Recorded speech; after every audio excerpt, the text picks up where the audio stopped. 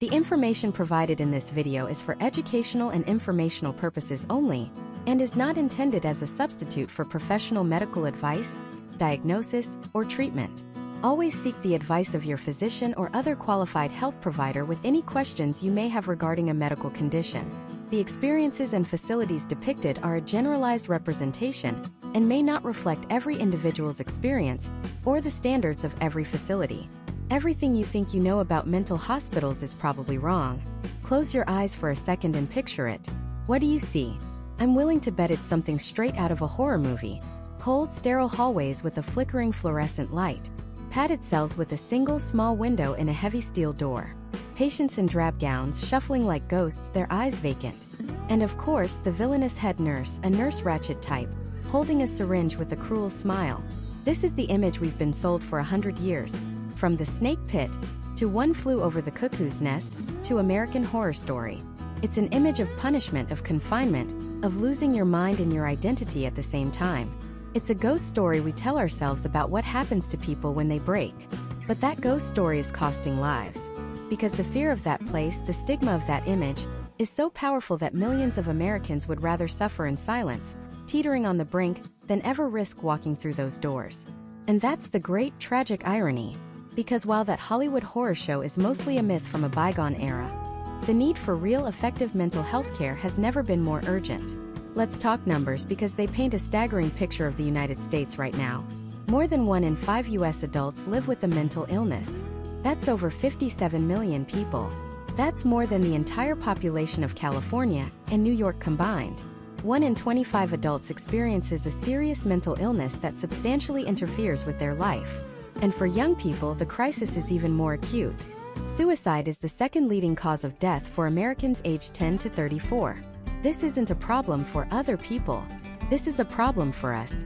It's in our families, our workplaces, our neighborhoods. It's the friend who suddenly goes quiet and stops returning calls.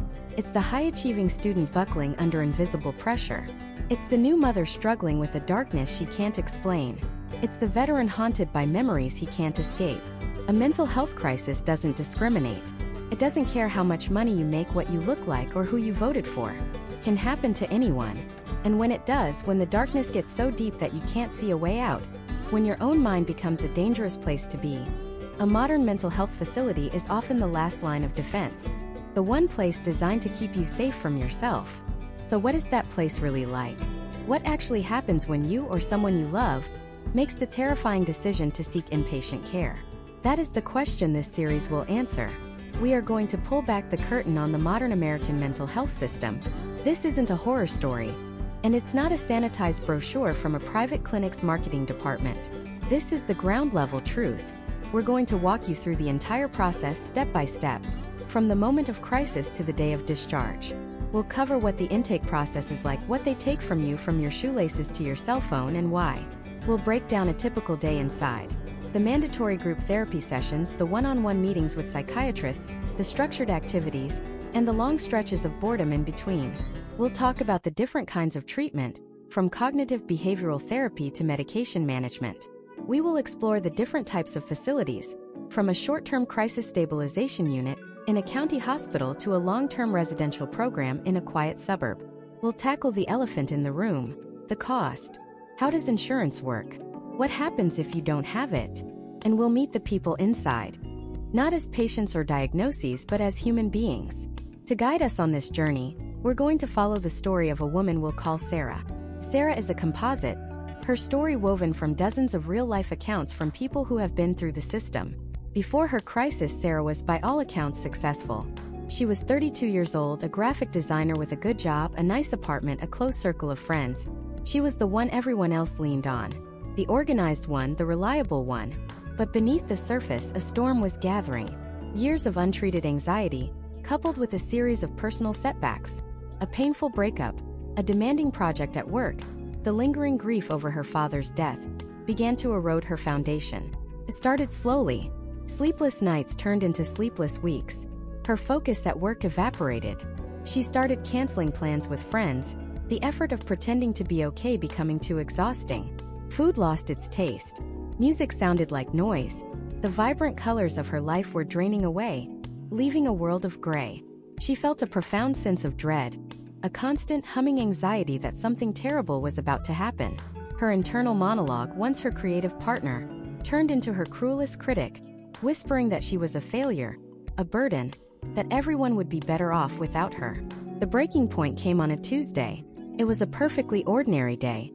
Nothing specific happened, but as she sat in her car in the parking lot after work, the engine off, the thought that had been a whisper became a roar. It presented itself not as a desire, but as a logical solution, a way to finally make the pain stop. And in that moment, for the first time, the thought didn't scare her. And that's what scared her. It was a moment of terrifying clarity. She realized she couldn't trust herself anymore. She couldn't guarantee her own safety. With trembling hands, she pulled out her phone. She didn't call a friend or a family member. She couldn't bear the thought of them seeing her like this, of shattering their image of her.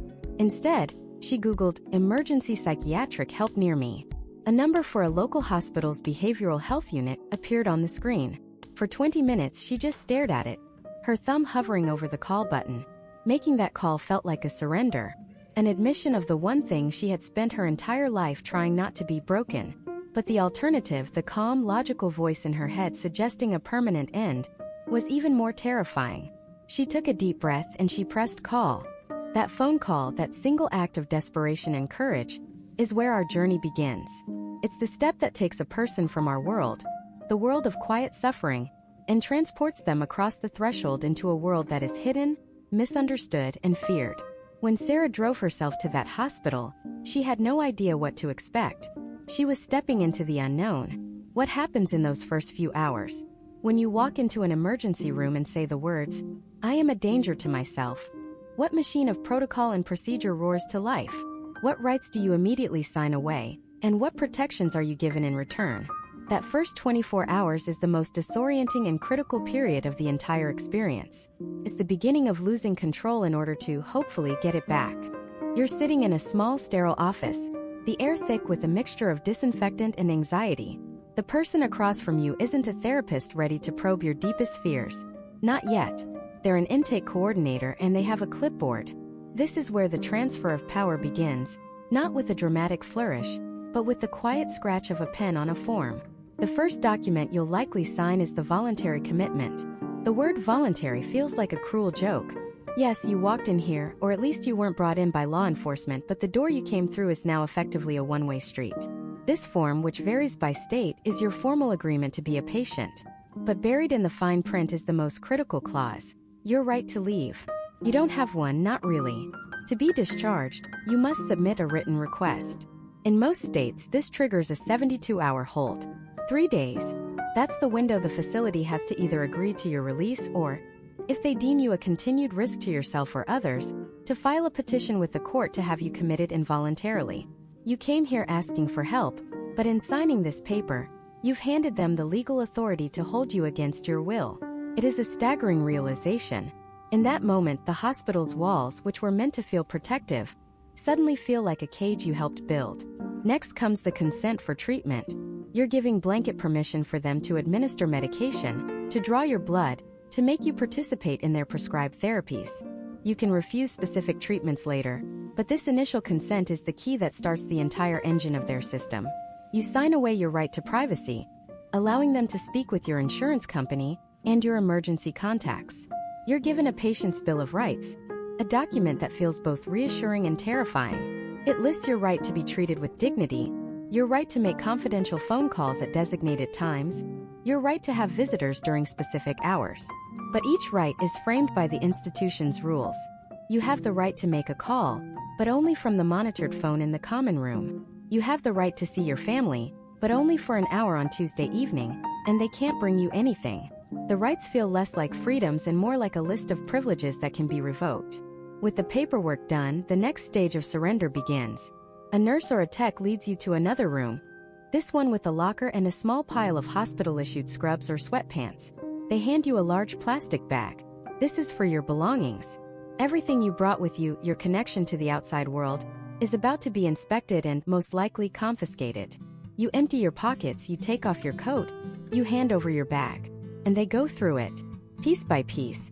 The first things to go are the obvious dangers. Anything sharp. Razors, tweezers, nail clippers. anything that could be a weapon. But then the list gets longer and more personal. They take your shoelaces and the drawstring from your hoodie. You're told it's a ligature risk.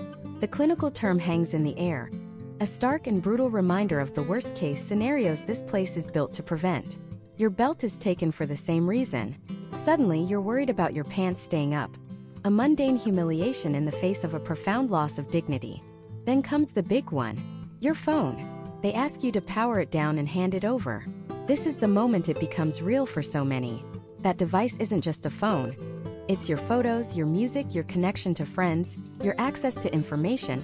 You're tethered to the person you were just an hour ago. The rationale is explained coolly.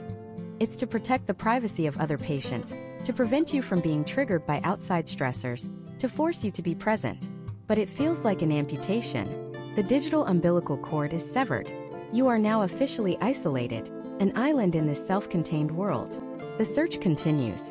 Your shampoo and conditioner are taken because they're in plastic bottles that could be broken and sharpened. Your spiral notebook is taken because of the metal wire. Any medication you brought, even aspirin, is confiscated and sent to the facility's pharmacy to be re-identified and dispensed by their staff. You have no control over your own body anymore. You can't even take a Tylenol without asking for it. You are left with a small, pathetic pile of approved items. A few changes of soft clothing with no strings, a toothbrush, maybe a paperback book. You are handed a pair of no-slip socks. This is your new uniform. You've been stripped of your identity layer by layer. You are no longer a student, an artist, a parent, an accountant. You are a patient, interchangeable with any other. The physical inspection follows. You're taken to an exam room for a full medical workup. A nurse takes your blood pressure, your temperature, your weight. They draw vials of blood to check for everything from thyroid issues to drugs in your system. Then comes the skin check. You're asked to lift your sleeves, your pant legs to turn around. They are looking for bruises, cuts, track marks, scars. It's an invasive, deeply uncomfortable process. Every mark on your body is now part of your medical record, a piece of data to be analyzed. You feel less like a person and more like a specimen. Finally, after hours of this processing, you are deemed ready to enter the unit. You are led to a heavy door, one with no handle on your side. The staff member swipes a key card. A loud electronic buzz echoes in the hallway, followed by a heavy clunk as the magnetic lock disengages. The door swings open, and you step across the threshold. The sensory assault is immediate. The air smells of floor wax and stale coffee. A television is mounted high in the corner of a large common room, blaring a game show that no one seems to be watching. The furniture is functional and indestructible, molded plastic chairs, a heavy table bolted to the floor. The colors are muted beiges and blues, designed to be calming but achieving only a deep sense of institutional melancholy. And then you see them. The other patients. A young woman pacing relentlessly back and forth along the length of the room, whispering to herself. An old man sitting in a chair, staring at a wall, his face a blank mask. A group of teenagers huddled together on a couch, laughing with a manic energy that feels both infectious and frightening. For a moment, you feel a sense of detachment, of otherness. I'm not like them. But that feeling evaporates almost instantly, replaced by a cold, dawning horror. The door has locked behind you. You are wearing the same no-slip socks. You are not an observer. You are one of them. A text shows you to your room. It's small, containing 2 simple platform beds, 2 small lockers, and a single sealed window looking out onto a brick wall. Your roommate is a name on a whiteboard. You put your meager, approved belongings into the locker. There is no privacy here. As night falls, the reality of the environment deepens. The lights in the hallway are never fully turned off. Every 15 minutes, you hear the squeak of a nurse's shoes as they walk past your door, peering in to make sure you're still breathing. This is called a 15-minute check, a standard level of observation. If you were deemed a higher risk, it could be line of sight, where a staff member sits in your doorway all night, or even one-to-one, where they are never more than an arm's length away. Sleep feels impossible. It is not a refuge, but simply a different state of being monitored. You lie in bed, listening to the unfamiliar sounds of the unit, a distant sob from another room, the murmur of the night staff at their station, the hum of the building's ventilation. You have survived the first 24 hours. You have been processed, cataloged, and secured. The shock of entry is beginning to fade, replaced by a profound sense of dislocation. You've successfully surrendered control. But now, in the dim light of your shared room, the real question emerges. What happens now? What does a day here actually look like? This is where the true journey begins, not in the chaos of admission, but in the crushing, structured monotony of the day-to-day. The first sound you hear is not your alarm. It's the squeak of rubber-soled shoes on linoleum, followed by the metallic click of a lock you can't open. A sliver of blinding hallway light cuts across the floor. A voice flat and tired calls your name. Time to get up. Vitals in 5. There's no negotiation. The door clicks shut again, leaving you in the semi-darkness, your roommate already stirring. This is your new morning. There is no snooze button. There is no gentle waking. There is only compliance. You sit up, the paper-thin blanket doing little to ward off the institutional chill. You pull on the clothes you were allowed to keep. No strings, no belts, nothing that could be used for self-harm. Every item feels foreign, chosen not for comfort or style, but for its perceived safety. You look at your roommate, a stranger you now share this intimate, sterile space with, and you exchange a silent, knowing glance. A glance that says, "Here we go again." You shuffle out into the hallway, joining a line of ghosts. People in mismatched socks and hospital-issued gowns, all with the same hollowed-out expression. This is the line for morning vitals. A tech looking barely out of their teens wraps a blood pressure cuff around your arm. It tightens, cold and impersonal. They stick a thermometer in your ear, jot down the numbers on a clipboard next to your name. They don't ask how you slept. They don't ask how you're feeling. They just collect data. You are not a person experiencing a crisis. You are a set of metrics to be monitored. Blood pressure, heart rate, temperature. Check. Next. From there you join the second and more important line of the morning, the med line. This is the central ritual of the day. A slow, shuffling pilgrimage to a small window, behind which a nurse sits with hundreds of tiny paper cups and a sea of orange prescription bottles. The line is a cross-section of human suffering. A young woman who hasn't stopped crying since she arrived. An older man who mutters to himself, lost in a world only he can see. A businessman in a wrinkled dress shirt who stares at the floor. The picture of collapsed pride. You are all equal here, reduced to a name and a diagnosis, waiting for the little cup that promises to smooth the jagged edges of your reality. When it's your turn, you state your name and date of birth.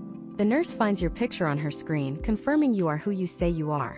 She drops a few pills into a cup and pushes it through the slot.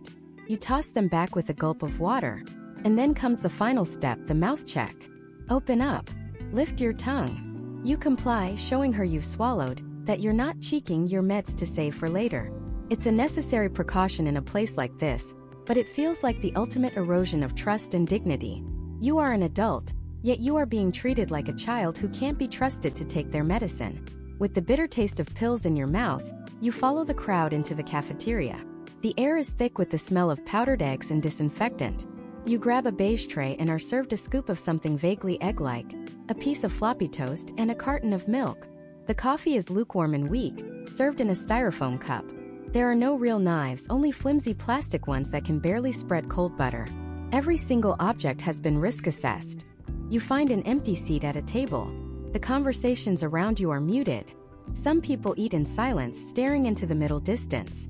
Others form small, temporary alliances, whispering about their doctors, their medications, the injustices of the system that brought them here. You learn more about the unspoken rules of the ward at breakfast than you do from any staff member. Don't sit at that table, that's where the guy who yells sits. Don't make eye contact with that person. They'll tell you their life story and never stop. You learn to navigate the complex social ecosystem of broken people. You eat quickly because lingering means more time to think. After the trays are cleared, it's time for the first activity of the day, group therapy. This is supposed to be the cornerstone of your treatment, the reason you're here. You file into a common room with a circle of plastic chairs. A therapist, often a social worker or a counselor with a massive caseload, sits with a clipboard. They look as exhausted as the patients. This isn't what you see in the movies. There are no tearful, dramatic breakthroughs. It's awkward. It's stilted. The therapist starts with a check-in.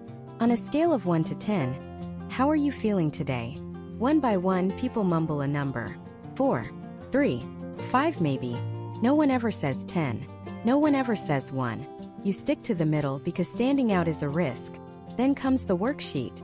Today's topic is cognitive distortions. You're handed a photocopied sheet listing things like black and white thinking, and catastrophizing. The group is asked to share an example of a time they engaged in this kind of thinking. A young man talks about failing a test and thinking his life was over. The therapist nods and says, "Good. That's a great example of catastrophizing.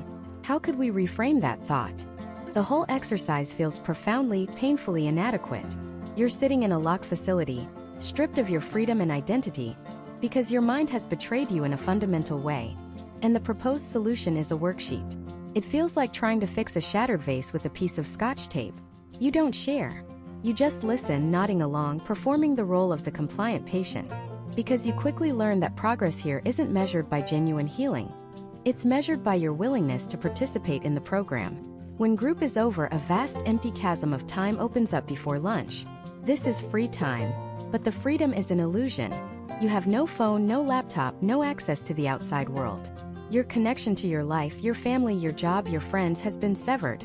The common room has a television bolted to the wall, perpetually tuned to a daytime talk show. There's a bookshelf with a sad collection of dog-eared paperbacks and old magazines. There's a half-finished puzzle of a lighthouse on a card table, its pieces worn and soft. So you walk. You pace the hallways, a well-worn track from the common room to the nurse's station and back again. You trace the scuff marks on the floor. You count the ceiling tiles. You watch the clock on the wall, where the second hand doesn't sweep, but ticks, each movement a tiny, agonizing judgment of the slowness of time. This boredom is a unique form of torment. It forces you inward, back into the very thoughts you were brought here to escape. The silence is deafening, filled only by the hum of the fluorescent lights and the distant, muffled sound of a television. You're only a few hours into your first full day, but it feels like an eternity. You've been processed, medicated, fed, and therapized by worksheet. You've been stripped of your autonomy, your privacy, and your connection to the world. And as you sit on the edge of your bed, listening to the rhythmic ticking of the clock, a terrifying thought begins to crystallize. You came here for help, but what if this place isn't designed to heal you? What if it's just designed to contain you? The morning is over, but the day is far from done. And you haven't even met your psychiatrist yet, the one person who holds the keys to your cage. You wait. That's the main activity here. You wait for the next meal, the next group, the next moment of distraction. But this wait is different. It's heavy. You're waiting for your audience with the king. Or in this case, the psychiatrist. His name is on a little plaque outside an office you're not allowed to approach. You've heard other patients talk about him. Some say he's a genius who can pinpoint your problem in 60 seconds. Others say he's a ghost, a signature on a prescription pad who barely looks up from his computer. A tech calls your name. Your heart thumps once hard against your ribs. This is it. The moment of truth. You walk down the hallway. The linoleum floor cool and indifferent beneath your hospital-issued socks. The tech opens the door and gestures you in. The office is small, sterile, and dominated by a large desk. Behind it sits the doctor. He doesn't stand. He nods, gestures to a hard plastic chair, and his eyes are already on the monitor in front of him. He doesn't look like a keymaster. He just looks tired. He asks your name, your date of birth, confirming you are the file he has open on his screen. Then the questions begin. They come fast, like a volley of arrows from a distance. So what brings you in? You start to explain. You talk about the weight, the fog, the feeling that you're drowning in plain air. You try to find the words for the complex, tangled mess in your head that led you to this place. You speak for maybe 90 seconds. His fingers are clicking on the keyboard the entire time. He cuts you off, not unkindly, but with an efficiency that feels like a blade. Okay, and are you hearing any voices? Seeing things that aren't there? You say no. Any thoughts of harming yourself right now? You hesitate because the answer isn't a simple yes or no. It's a spectrum of despair you've been living on for months. But he needs a box to check. You say no, not right now. Any thoughts of harming anyone else? No. He swivels in his chair slightly, his first real movement. He looks at you, but it feels like he's looking through you at a diagnostic manual only he can see. It sounds like a classic presentation of major depressive disorder with anxious distress. He says the words like he's ordering a coffee. It's a label. A neat, tidy box for your chaos. He tells you he's read your intake file. He sees you're on an antidepressant, but he thinks the dosage is too low and wants to add something new. An antipsychotic. You're stunned. Antipsychotic? You're not psychotic. You try to ask to understand. Why an antipsychotic? I'm not. He holds up a hand. It's used off-label as an adjunct therapy for treatment-resistant depression. It can help with sleep and reduce ruminative thoughts. We're seeing very good results with it. He says we like he's part of an invisible, all-knowing army. He's not asking your opinion. He's informing you of a decision that has already been made. The entire meeting has lasted less than 7 minutes. 7 minutes to diagnose your soul and rewrite your brain chemistry. He tells you the nurse will have your new medication for you this evening. He turns back to his screen. You are dismissed. You stand up, your legs feeling weak. You managed to say maybe 100 words. He said about the same. It wasn't a conversation. It was a transaction. You walk out of the office and back into the common area. The door clicking shut behind you, sealing your fate. You feel a profound sense of nothing. Not relief. Not hope. Just the cold, hollow certainty that you were not seen. You were processed. The other patients look at you with knowing eyes. They've all had their 7 minutes. The veteran with the 1,000-yard stare. The young woman who draws intricate patterns on her arms with a dull pencil. The man who paces the hallway endlessly. You are now, officially, one of them. A diagnosis with a bed number. Lunch is announced. You file into the cafeteria with the others. It's a line just like in school. You're handed a tray. Today it's a rubbery piece of chicken, a scoop of pale mashed potatoes from a box, and green beans that have been boiled into submission. It's food as fuel devoid of joy or comfort. You find an empty seat at a table. The conversations around you are a low murmur. People talk about their medications, their psychiatrists, how many days they have left on their hold. It's the language of the institution. After lunch, it's time for the afternoon group. This one is called Coping Skills. A new therapist, a young, earnest woman with a binder full of worksheets, stands at the front of the room. Today's topic is mindfulness. She asks you all to close your eyes and focus on your breath. To notice the sensation of the air entering your nostrils and filling your lungs. You try. You really do. But it's hard to focus on your breath when the air is thick with the smell of disinfectant and quiet desperation. It's hard to be mindful of the present moment when the present moment is a beige room with locked doors. Someone starts to cry softly in the corner. Another person is already asleep, their head slumped against their chest. The therapist's voice drones on about grounding techniques. Name 5 things you can see, 4 things you can feel, 3 things you can hear. You see the scuff marks on the floor. You feel the cold plastic of your chair. You hear the hum of the fluorescent lights. It doesn't make you feel grounded. It makes you feel trapped. The worksheet she hands out has a cartoon drawing of a brain meditating. Feels like an insult. The group ends. Now you have free time. It's the most Orwellian phrase you've ever heard. Your freedom extends to the edges of this common room. You can watch the television, which is locked on a 24-hour news channel pumping anxiety into the room. You can read one of the dozen dog-eared books on a shelf, mostly self-help guides from the 1990s. Or you can do what most people do, you can sit. You can stare. You can exist in a state of suspended animation. You watch the clock on the wall. Each tick of the second hand is a tiny metallic hammer chipping away at your sanity. This is the real danger of this place. It's not the acute crisis that brought you here. It's the crushing, soul-destroying boredom. It's the slow erosion of your identity. You are no longer a person with a job, a family, hobbies, and dreams. You are a patient. Your day is structured around medication times and therapy sessions that feel more like mandatory school assemblies. The afternoon sun slants through the reinforced windows, casting long shadows across the floor. The energy in the room shifts. A low, anxious hum begins to build. People start watching the door to the nurse's station more intently. They know what time it is. It's the most anticipated, most ritualized event of the day. More important than breakfast, lunch, or dinner. More significant than any group therapy. The rolling metal cart is about to make its appearance. The med cart. A rolling pharmacy of prescribed hope and chemical oblivion. And as you wait for your name to be called, for a stranger in scrubs to hand you a tiny paper cup with your new reality inside, you realize the most important question isn't, will this make me better? It's who will I be when it's done? That question hangs in the air, thick and suffocating, more potent than the antiseptic smell that clings to your clothes. Who will you be? Will the medication shave off the jagged edges of your pain, but also sand down the peaks of your joy? Will it quiet the screaming voices in your head, only to replace them with a dull, featureless hum? You look at the others in line, a silent procession of ghosts waiting for their daily exorcism. You see a man who looks like he once commanded boardrooms, his expensive watch a stark contrast to his paper slippers. You see a young woman, no older than 20, with track marks of tears etched permanently onto her cheeks. Each of them is grappling with that same question. They are all here to be remade, to have the broken parts of their psyche recalibrated by chemistry. But nobody tells you what you might lose in the process. Next, the nurse's voice cuts through your thoughts. You step forward. She doesn't make eye contact. She's not unkind, just efficient. A human vending machine for psychotropics. She reads your name, your birth date, and the list of medications from a screen. She scans your wristband. Beep. A tiny cup appears in her hand, holding 2 or 3 chalky tablets. They look so insignificant.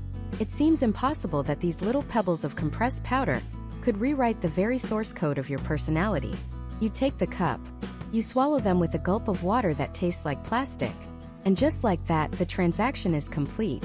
You have paid a small, unknown piece of your soul for a chance at normalcy. You walk away from the med cart, and the process repeats with the next person in line. A ritual of hope and surrender, performed 3 times a day. The real work, they tell you, happens in group. If medication is the hardware update, group therapy is the software patch. It's mandatory. Twice a day, once in the morning after meds, once in the afternoon before the dead hours set in. You're herded into a windowless room with the same energy a shepherd guides sheep toward a dip. The chairs are arranged in a lopsided circle. They are a mismatched collection of plastic and worn fabric, each one seemingly designed for maximum discomfort. The air is stale with the ghosts of 1,000 confessions. There's always a whiteboard at the front, with today's topic written in a cheerful looping script that feels wildly out of place. Coping skills. Identifying triggers. Mindfulness. These clinical sterile terms are meant to contain the raw, chaotic agony that brought everyone to this room. A therapist, usually looking overworked and undercaffeinated, sits in the circle with you. They are the designated adult, the referee in a game where everyone has already lost. The session begins with the same tired ritual. Let's go around the circle. State your name and on a scale of 1 to 10, rate your mood. It's a roll call of the damned. I'm David, and I'm a 3. I'm Sarah, maybe a 4. I'm Mike, I don't know, a 2? The numbers are meaningless. How do you assign a digit to the feeling of your world collapsing? How do you quantify the weight of wanting to disappear? But you play along. It's part of the deal. I'm a 4. You say it because it's easier than saying the truth. That you are a gaping void, a human-shaped black hole, and numbers don't apply. Then the real performance begins. The therapist will ask a leading question, and the fragile piece is shattered. This is where you meet the archetypes. There's the general, a man in his 60s who has been in and out of facilities like this his whole life. He speaks the language of therapy fluently, CBT, DBT, ego, ID, but the wisdom never seems to stick. He offers unsolicited advice with an air of weary authority, a king ruling over a kingdom of broken minds. There's the innocent, a young kid fresh out of a crisis, usually a first attempt. Their eyes are wide with terror, absorbing the harsh reality of where they've landed. They rarely speak, but their silent trembling says more than any monologue. And there is always the volcano, someone so filled with rage that it spills out of them in scalding torrents. They scream at the doctors, at their family, at the universe. They rail against the injustice of their own brain chemistry. It's terrifying to witness, but in a strange, twisted way, it's also a relief. Their anger is a wildfire that burns away the polite, sanitized bullshit. They are saying what everyone else is thinking but is too medicated or too broken to articulate. They are the group's raw screaming nerve. And then there's you. Where do you fit? You are the observer, the quiet one in the corner, analyzing, cataloging, trying to make sense of it all. You listen to their stories, these fragments of shattered lives, and you see yourself reflected in the pieces. The businessman who lost his company talks about the crushing shame of failure, and you feel the echo of your own inadequacy. A mother who can't get out of bed to care for her children talks about a guilt so profound it feels like a physical weight, and you remember the people you've let down. The therapist tries to steer the conversation back to the worksheet. Let's reframe that negative thought, she'll say, pointing to the whiteboard. What's an alternative, more balanced perspective? Feels like trying to put a band-aid on a severed limb. We are not here because of negative thoughts. We are here because of a fundamental fracture in our ability to exist. We are here because the pain became louder than everything else. But then sometimes something real happens. It never comes from the therapist or the worksheet. It happens when the general, for once, stops pontificating and admits he's scared of dying alone. It happens when the volcano finally breaks, the anger dissolving into gut-wrenching sobs of pure grief. In that moment, the carefully constructed walls between you and these strangers crumble. A hand reaches out. A tissue is offered. A quiet, "I know," is whispered across the circle. For a fleeting minute, you are not a collection of diagnoses in a locked room. You are a group of human beings, united by the simple, terrifying fact of your own pain. You see the person, not the illness. You see their humanity, and in doing so, you are forced to see your own. It is the most profound connection, forged in the most sterile of environments. It is a tiny spark of light in an overwhelming darkness. And then the therapist claps her hands together. "Okay, that's all the time we have for today. Great work, everyone." The spell is broken. The walls go back up. The shared vulnerability evaporates as quickly as it formed. Everyone shuffles out of the room, back to their individual cells, their individual silences. The brief, intense intimacy is over, and you are alone again. You walk down the hall to the dining room for lunch, the profound, earth-shattering confessions of the last hour still ringing in your ears. And as you pick up a plastic tray, you realize the therapy isn't the point. Surviving the silence that comes after, that's the real test. The cafeteria is a symphony of beige and muted colors, a stark contrast to the emotional technicolor of the therapy room. The food served on a compartmentalized tray is exactly what you'd expect. A pale piece of baked chicken, a scoop of watery mashed potatoes, and green beans that have lost their will to live. It's the kind of meal designed not to offend, not to excite, but to simply exist as fuel. You find an empty seat at a round table. The silence here is different from the one in your head. It's a shared, heavy blanket. To your left, a man who introduced himself as Marcus, a veteran in his late 50s with eyes that have seen too much, methodically eats his food, chew, swallow, repeat, without ever looking up from his tray. Across from you, a young woman, maybe 20, meticulously arranges her green beans into a perfect square, a fortress around her chicken, which she never touches. This is the unspoken curriculum of the facility. You learn to read the room not by what people say, but by how they eat, how they sit, how they avoid eye contact. The loud, boisterous energy of the man who wept about his children an hour ago is gone, replaced by a quiet, hollowed-out exhaustion. The woman who screamed at the therapist now stares blankly at the wall-mounted television, which is playing a game show on mute. The volume of everyone's pain has been turned down to a low hum. It's in these moments you realize the therapy groups are just controlled detonations. This quiet, listless period is the fallout. This is where you have to sit in the radioactive dust of your own emotions. A tech, a young guy with a kind face but watchful eyes, patrols the perimeter of the room. He's not a guard, not exactly. He's a shepherd for a flock of broken sheep. He makes sure no one is cheeking their meds, that no one is trading food, that no one is slipping into a crisis between bites of Jell-O. The rules are omnipresent. No sharing food. It can create dependencies or be used as a currency. No getting up without permission. Utensils are plastic and they're counted on the way in and on the way out. Every single detail is designed to remove risk, to sand down the sharp edges of life until it's a smooth, dull, and theoretically safe surface. But it feels less like safety and more like a padded cage.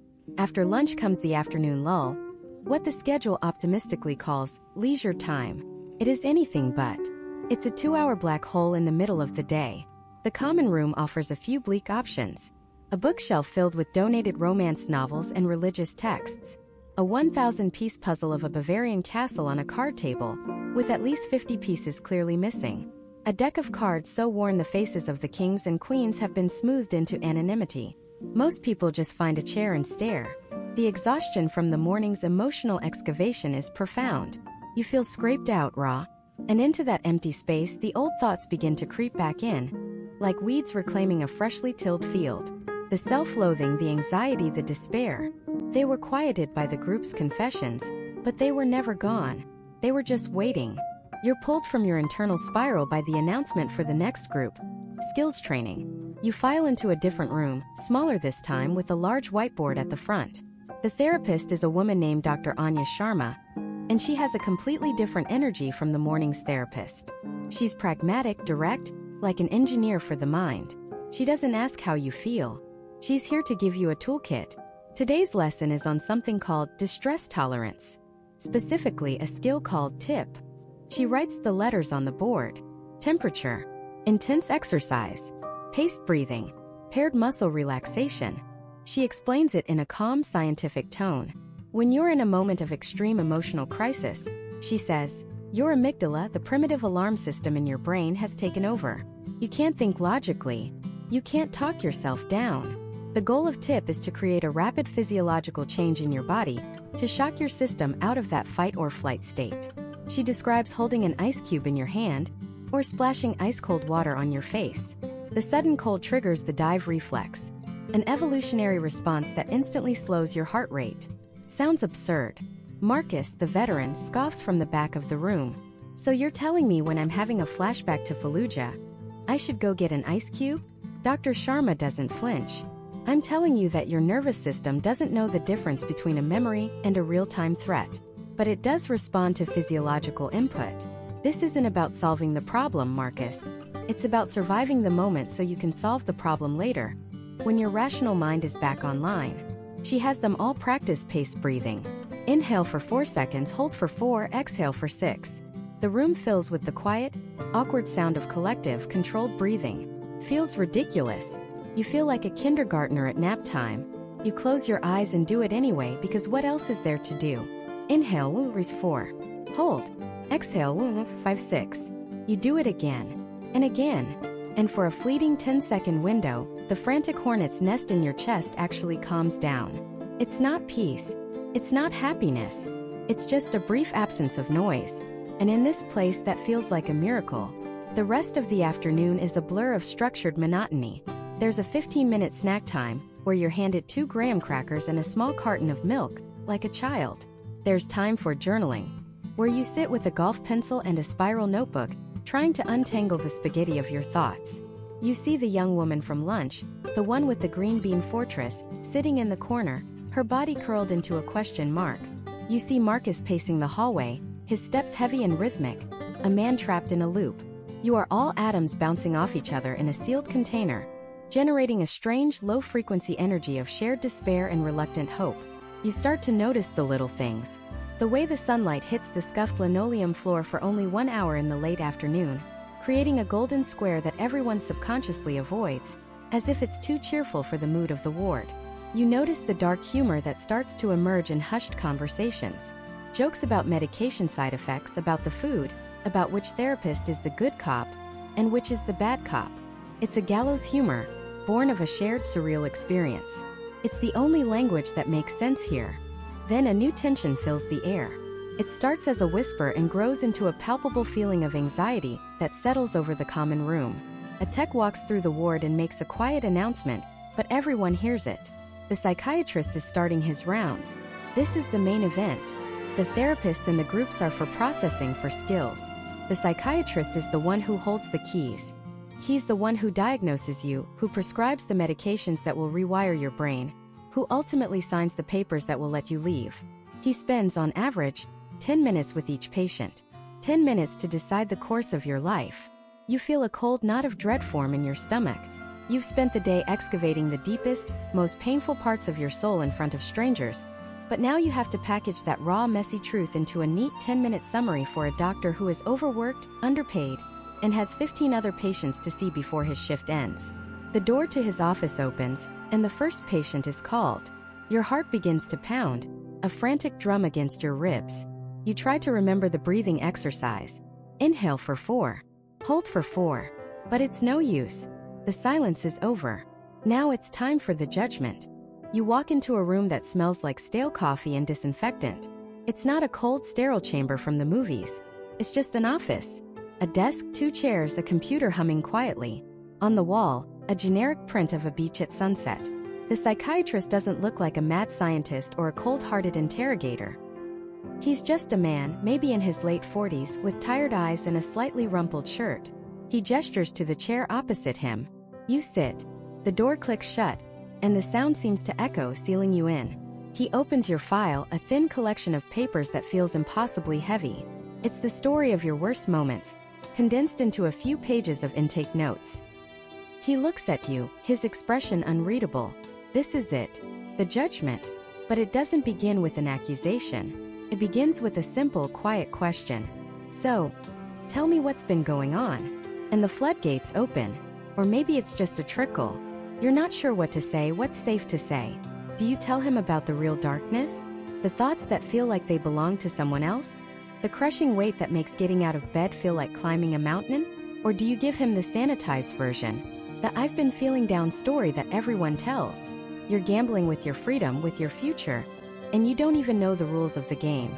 He listens. He just listens. He doesn't interrupt. He just nods, occasionally jotting a note. His pen scratching on the paper is the only other sound. When you finally run out of words, the silence returns, but it's different now. It's filled with everything you've just said. Then the questions start. They are not gentle. They are precise, like a surgeon's tools designed to find the source of the wound. Have you had thoughts of ending your life? He asks it with the same tone he might ask about the weather. You learn quickly that in this world, the unspeakable is spoken. It has to be. He needs to know if you are a danger to yourself. He follows up. Do you have a plan? Do you have the means to carry out that plan? Every yes you give feels like another lock clicking shut on your hospital room door. But every no feels like a lie, a betrayal of the very reason you're here. The questions go deeper. Are you hearing things that other people don't hear? Seeing things that aren't there? He's checking for psychosis. Has there been a time when you felt on top of the world, like you didn't need to sleep for days? He's looking for the signature of mania. He asks about your family, your childhood, about trauma you've buried so deep you've almost convinced yourself it never happened. He asks about drugs, about alcohol, not to condemn you, but because the brain is a chemical machine, and he needs to know what you've been putting into it. This isn't judgment. You start to realize it's diagnosis. He's not a judge. He's a detective looking for clues. He's trying to assemble a puzzle of your pain, to see the shape of it, to give it a name. Because without a name you can't fight it. It's just a shapeless, terrifying fog. But with a name, depression, bipolar disorder, PTSD, schizophrenia, it becomes something tangible. Something that can be understood. Something that can be treated. After what feels like an eternity, he leans back. He explains that he's the psychiatrist. He's the medical doctor who will oversee your treatment. He'll manage your medication, monitor your progress, and ultimately, be the one to decide when you're stable enough to go home. He's the captain of the ship. But you're not his only passenger. And he's not the only crew member. He tells you you'll have a whole treatment team. This is the core of the modern approach. It's not one person's opinion. It's a coalition. There's your therapist or social worker. They're the navigator. While the psychiatrist is focused on the ship's engine, your brain chemistry, the therapist is focused on the maps. They'll work with you one-on-one and in groups to understand your thought patterns, to develop coping skills, to chart a course out of the storm. They are the ones who will help you rebuild. They're also your connection to the outside world, coordinating with your family and helping to plan for your discharge from day one. Then there are the nurses. They are the first mates, the ones on the deck day and night. They distribute the medications the psychiatrist prescribes. They check your blood pressure. They're the ones you go to when you have a headache or a panic attack at 3 a.m. They see you at your most vulnerable. They document everything, providing the psychiatrist and therapist with the critical, on-the-ground information they need to make decisions. And finally, there are the mental health technicians, the techs. They're the deckhands. They're not clinicians, but they are a constant presence. They run the daily schedule, they sit with you in the day room, they make sure the unit is safe. They're the ones who will tell you it's time for group, walk with you to the cafeteria, and listen when you just need to vent.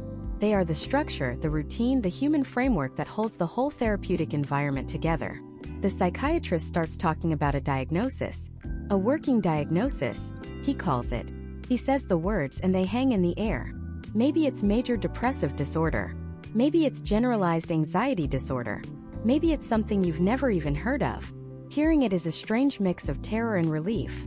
The label feels heavy like a brand, but it's also a key to understanding why you feel the way you do. For the first time, the enemy has a name. Next, he talks about medication. He pulls out a diagram of a brain, showing you synapses and neurotransmitters. He explains what he thinks is happening inside your head, the chemical imbalance, and how a specific medication might help correct it. He lists the potential benefits: more energy, less anxiety, clearer thoughts. And he lists the side effects clear as day: weight gain, drowsiness, nausea. He's not selling you a miracle cure. He's offering you a tool. He explains that the pills aren't magic. They won't solve your problems. but they can quiet the noise enough for you to be able to work on your problems. They can build a floor beneath you so you don't feel like you're in a constant state of freefall. He hands you a piece of paper.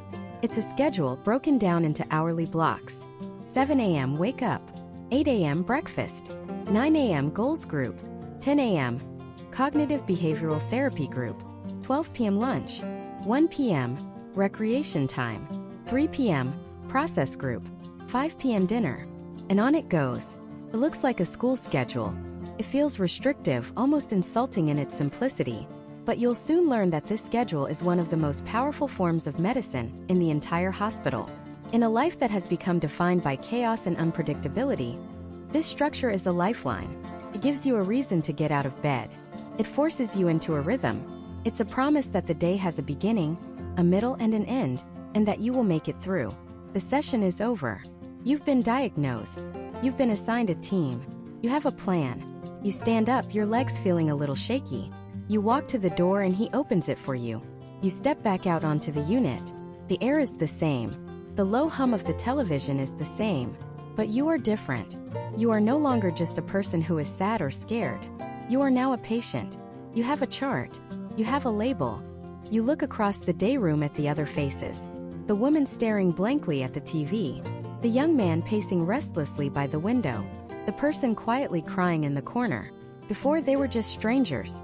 Now you see them differently. They've all sat in that same chair. They've all answered those same terrifying questions. They each have their own label, their own plan. You thought the doctor's judgment was the hard part. You were wrong. That was a private conversation.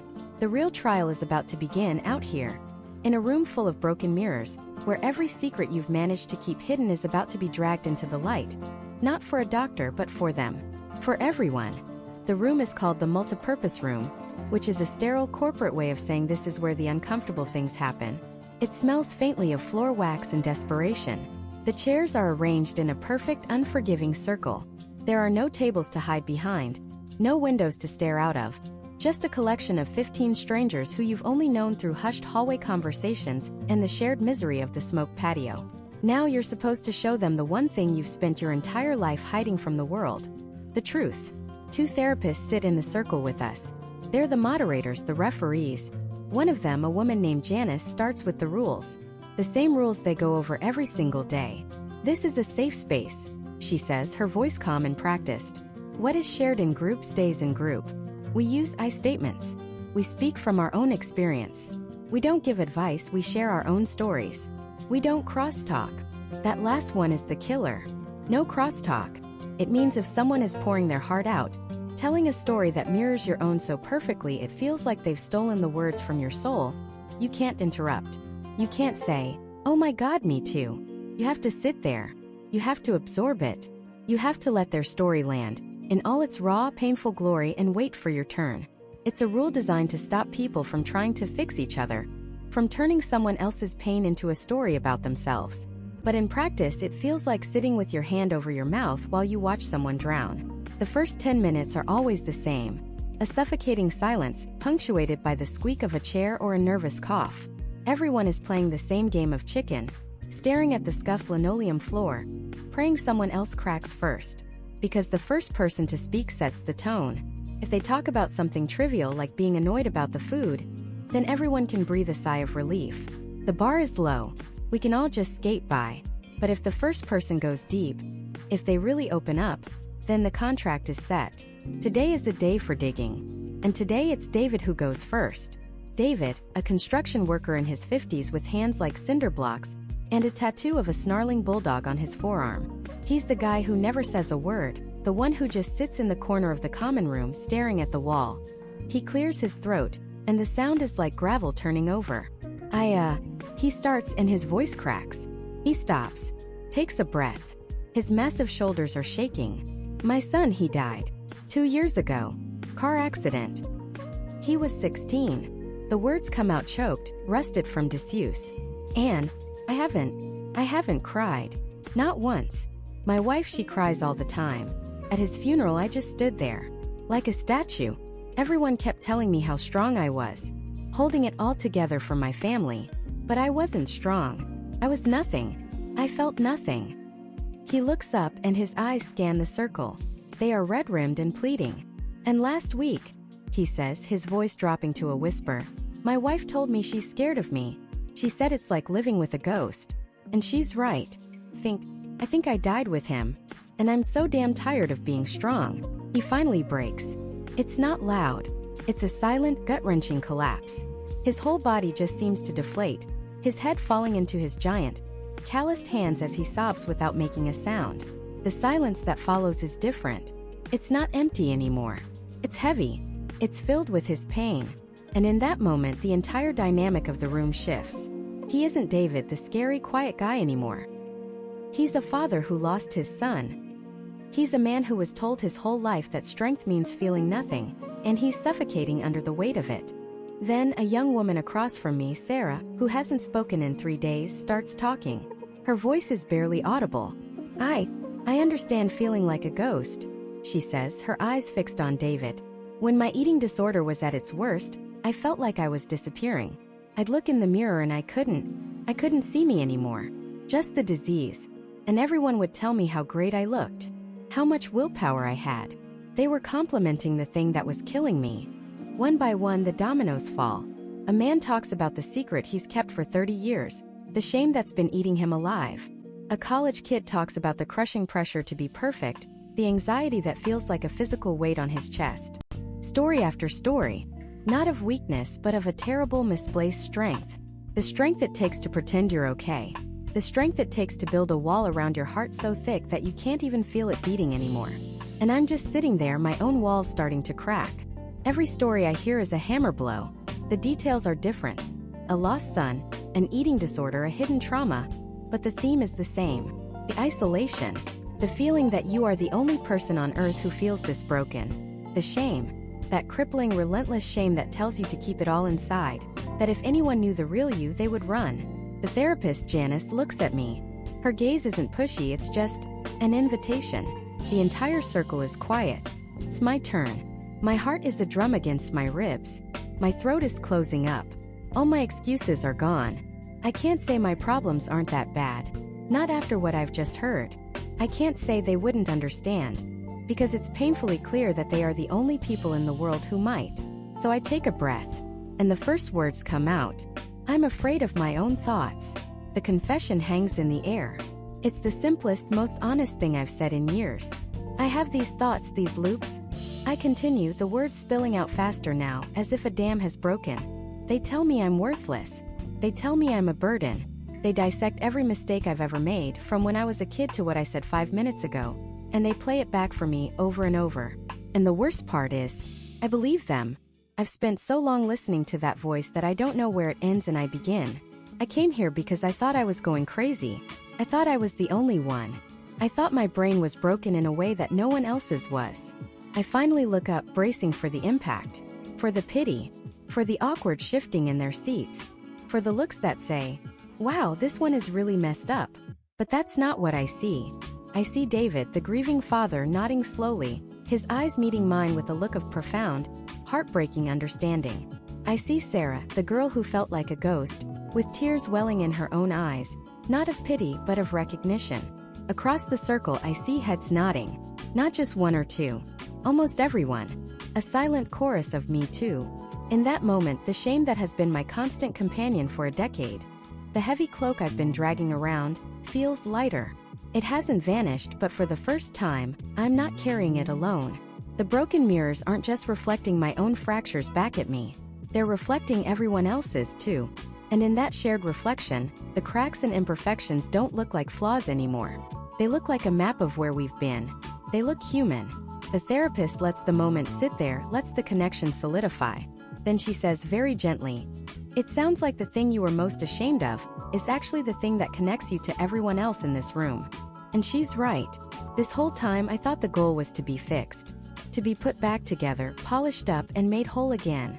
But maybe that's not it at all. Maybe the point isn't to erase the cracks. Maybe the point is to find the people who can see your cracks and aren't afraid of them. Maybe healing isn't about becoming a perfect, unbroken object. Maybe it's about finally learning how to be a person broken and all together. And that's when the real work began. Because once you stop trying to become a perfect shatterproof face, you can start learning how to be a person who knows how to use glue. The final week wasn't about grand epiphanies anymore. It was about logistics. It was about the single most terrifying and hopeful phrase you can hear in a place like that: discharge planning. Discharge planning is the hospital's way of building you a rickety bridge back to the life you either fled from or were ripped out of. It sounds sterile, like planning a corporate retreat, but it's the opposite. It's the messiest, most intensely personal, and arguably most important part of the entire stay. It's where the abstract lessons from group therapy crash head-on into the concrete reality of your life. Starts with a meeting. You, your psychiatrist, your therapist, maybe a social worker. They sit with a clipboard and a calm, professional demeanor, and they ask you questions that feel impossibly huge. Who is your primary support person? What will you do if you feel the urge to self-harm? How will you get your medications? Do you have a safe place to live? For some, these are easy questions. For others, they're the very questions that landed them here in the first place. You see the fault lines in people's lives laid bare in that room. The person who has no one to list as a support. The one whose safe place to live is the source of their trauma. The one who can't afford the medications that are supposed to keep them stable. This is where the system, for all its flaws, can sometimes show its humanity. The social workers become warriors, spending hours on the phone trying to find a sliding scale clinic, a spot in a transitional living program, or a therapist who takes your insurance and is accepting new patients. A task I'm convinced is harder than finding a unicorn. My discharge plan started to look less like a plan and more like a battle strategy. It was a document, pages long, filled with phone numbers, appointments, and if-then scenarios. If you feel a panic attack starting, then you will use the 5-4-3-2-1 grounding technique. If you feel the depression returning like a heavy blanket, then you will call this person on your support list. If you have thoughts of ending your life, then you will go to the nearest emergency room or call this crisis line. No exceptions. It's called a safety plan, and you create it with your therapist. It's the most morbid and most hopeful document you'll ever write. You are forced to look your own personal darkness straight in the eye and write down step by step how you're going to fight it when it comes back. Because everyone knows it will try to come back. The goal isn't to pretend it won't. The goal is to have a plan of action for when it does. You identify your personal triggers. Is it a certain time of day? A specific type of social situation? A song? An anniversary? Then you identify your coping skills, the things you learned inside. Deep breathing, journaling, going for a walk, listening to a specific playlist. And then, the final, most crucial step, you identify the people. The people you will call when the coping skills aren't enough. You have to write their names and numbers down, and you have to promise you will call. It's a profound act of vulnerability, admitting you can't do it alone, and then literally creating a list of your potential rescuers. The last few days are strange. A weird sense of senioritis sets in. You're still in the bubble, but you know you're about to leave. You start to see the place differently. The squeak of the nurse's shoes, the taste of the lukewarm coffee, the specific pattern on the ceiling tiles above your bed. These things that were the entire landscape of your world are about to become a memory. The goodbyes are the hardest part. You've spent weeks with these people, sharing things you've never told anyone. You've seen them at their absolute worst, and they've seen you at yours. There's a bond forged in that shared vulnerability that's unlike anything else. You've become a strange, dysfunctional, deeply caring family. And now you have to leave. You exchange phone numbers, promising to keep in touch. A promise that feels vital in the moment, but one everyone knows is difficult to keep. The outside world has a way of pulling you back into old orbits, and the intensity of this shared experience is hard to explain to people who weren't there. My last group therapy session was surreal. It was my graduation. I had to share what I'd learned and what my hopes were for the future. I remember my voice shaking as I talked about learning that asking for help wasn't a weakness. I looked around the circle at the faces I'd come to know so well. The veteran with PTSD who taught me how to breathe through a panic attack. The young woman with an eating disorder who had the most incredible dark sense of humor. The quiet man who finally spoke after 2 weeks of silence. We were a collection of broken pieces, but in that room we had made something whole. Then came the final morning. Packing the few belongings I had was a ritual. Folding the sweatpants and t-shirts that had become my uniform. Putting the books and journals into my bag. It felt like packing for a trip to a foreign country.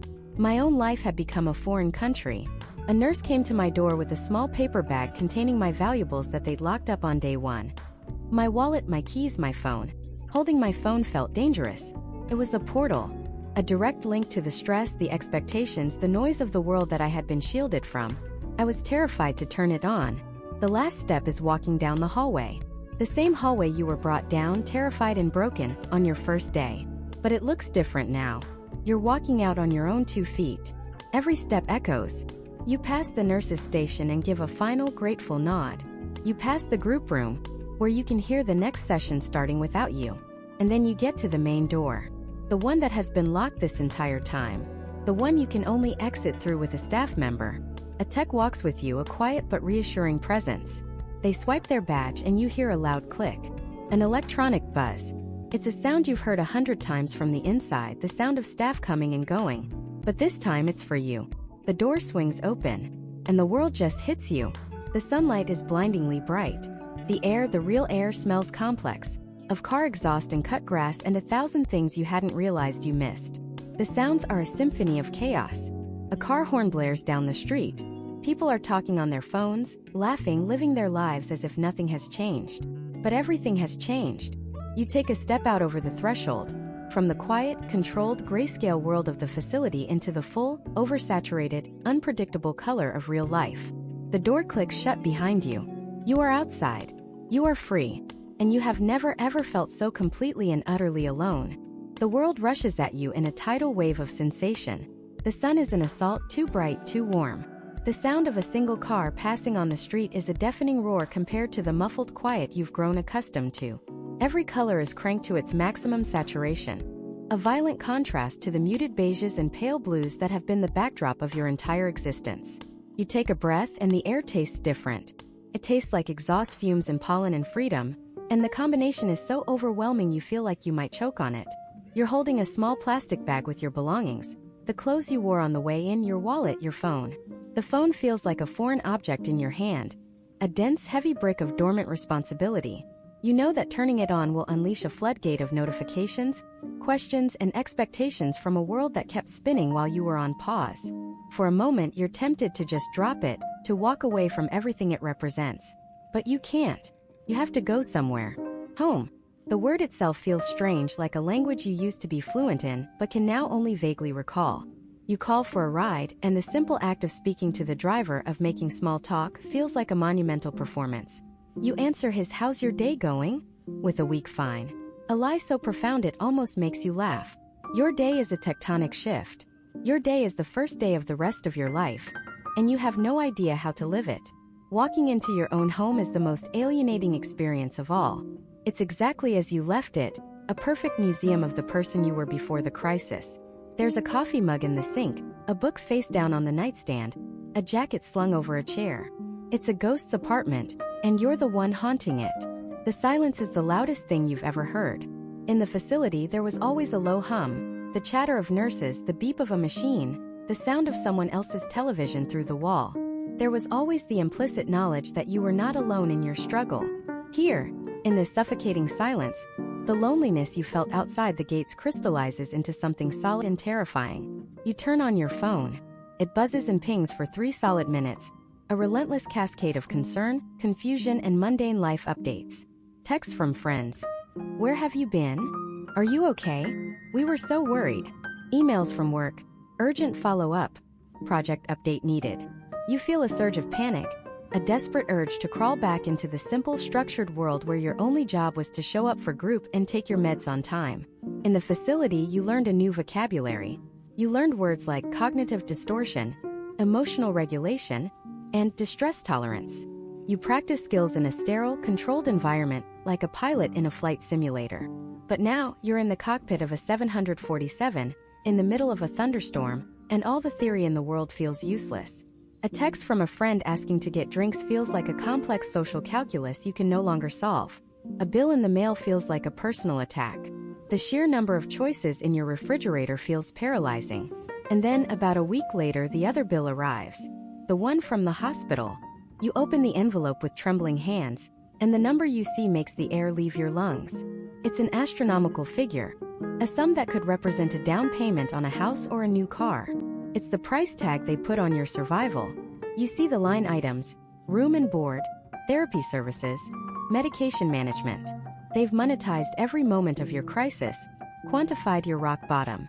And as you stare at that impossible number, the fragile sense of hope you've been trying to nurture begins to wither. How can you focus on healing when you're being crushed by the debt of simply staying alive? This is the part of the story nobody tells you. They don't tell you that discharge isn't an ending.